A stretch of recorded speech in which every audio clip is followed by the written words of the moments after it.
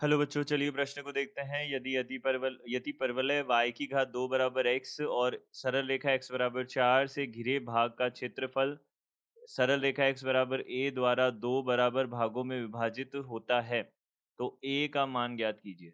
तो यहाँ हमारे पास क्या है, y की घात 2 बराबर x जो है, यह सरल रेखा x बराबर 4 से घिरे भाग का क्षेत्रफल x बराबर a द्वारा दो बराबर भागों में विभाजित होता है। तो हमें क्या बताना है, a का मान बताना है क्या होगा। तो सबसे पहले देखिए मुख्य अवधारणा देख लेते हैं। मुख्य अवधारणा, तो मुख्य अवधारणा के अनुसार y बराबर एफ एक्स फलन का x अक्ष से परिबद्ध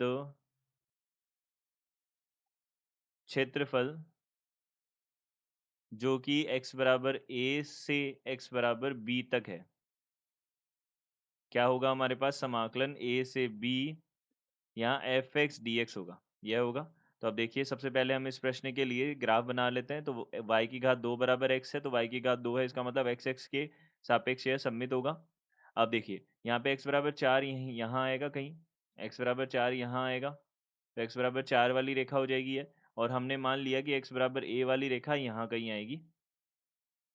तो x बराबर a वाली रेखा है जो इसको दो बराबर भागों में, इस क्षेत्र को दो बराबर भागों में विभाजित कर रही है। तो देखिए सबसे पहले हम प्रथम भाग का जो क्षेत्रफल है वह ज्ञात कर लेते हैं।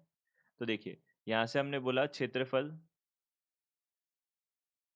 देखिए क्षेत्रफल जो हमारे पास में क्षेत्रफल होगा, हम यहाँ पे सबसे पहले x बराबर 0 से, यह x x हो जाएगी, यह y x हो जाएगी। तो x बराबर 0 से a तक का क्षेत्रफल ज्ञात कर लेते हैं। तो यहाँ पे 0 से a क्षेत्रफल हमने बोल दिया इसको फर्स्ट, क्षेत्रफल प्रथम, और यह क्षेत्रफल द्वितीय। तो यहाँ पे देखिए, यहाँ पे फलन जो है वह हमारे पास में y की घात 2 बराबर x फलन है, तो इसमें y का मान देखेंगे तो y बराबर वर्गमूल x आ जाएगा, और धनात्मक ही लेंगे क्योंकि हम x x के ऊपर की तरफ का भाग देख रहे हैं, और फिर उसको 2 से गुणा कर देंगे तो पूरा हमारे पास क्षेत्रफल आ जाएगा। तो यह हमारे पास में वर्गमूल x dx आ जाएगा, यह हो जाएगा।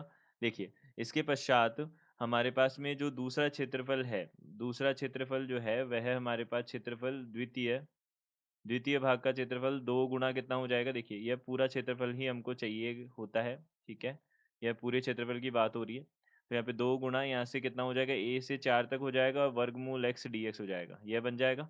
अब देखिए दोनों को हम क्या करते हैं, बराबर करके इसको हल करते हैं। तो दो, अब दो से दो तो कट ही जाएगा, तो 0 से a वर्गमूल x dx, और यहाँ पे a से 4 वर्गमूल x dx, यह बनेगा।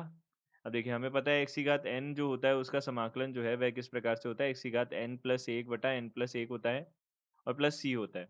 तो यहाँ से हमने इसको हल किया तो x की घात कितना हो जाएगा, देखिए x की घात तो 3/2 हो जाएगा, और बटा में 3/2 हो जाएगा, और यहाँ जो सीमा है वह 0 से a तक की आ जाएगी, और बराबर यहाँ से x की घात 3/2 और बटा में 3/2, और सीमा जो है वह a से 4 तक की आ जाएगी, यह बनेगा। तो देखिए x की घात 3/2 है, तो यहाँ पे पहले ऊपरी सीमा रखी, तो a की घात 3/2 बटा 3/2 को हम यहाँ पे 2/3 में बदल सकते हैं, 3/2 भाग में है तो गुणा में 2/3 हो जाएगा, और माइनस यहाँ पे 0। तो बराबर यहाँ पे कितना हो जाएगा, देखिए x की घात 3/2 यानी कि 4 की घात 3/2 है, तो 2/3 यहाँ से 2/3 गुणा 4 की घात 3/2 माइनस यहाँ से कितना है, देखिए 2/3, और यहाँ से a की घात 3/2 है, तो 3/2, a की घात 3/2 को हम बाईं तरफ लेके आते हैं, तो 4/3 a की घात 3/2 बराबर 2/3, और 4 की घात 3/2 कितना हो जाएगा, 8 हो जाएगा, क्योंकि 4 कितना है, 2 की घात 2 है, तो 2 से 2 कट जाएगा, 4 की घात 3 2 की घात 3 बचेगा, तो 2 की घात 3 8 होता है, तो 3 से 3 काट दिया, यहाँ इसको काट दिया, 2 आ जाएगा, फिर इससे यहाँ भाग दिया तो 4 आ जाएगा, तो a की घात 3/2 बराबर कितना है, 4 है। तो यहाँ से हम बोल सकते हैं a बराबर कितना हो जाएगा, 4 की घात, अब दोनों तरफ हम घात कितनी कर देते हैं, 2/3 कर देते हैं, तो 2/3 आ जाएगा। तो यहाँ से हमने बोला यह हो जाएगा 2 की घात, यहाँ पे 4/3 बन जाएगा, क्योंकि 2 की घात 2 लिख सकते हैं इसको। अब 2 की घात 2, 2 गुणा 2/3 कितना हो जाएगा, 4/3 हो जाएगा, तो a का मान कितना आ जाएगा, 4/3 आ जाएगा। तो यहाँ से हम बोल सकते हैं इसका उत्तर होगा 2 की घात 4/3, हमारे पास इसका उत्तर हो जाएगा। तो दिए गए प्रश्न का उत्तर यह है। आशा करते हैं आपको समझ आया होगा। धन्यवाद।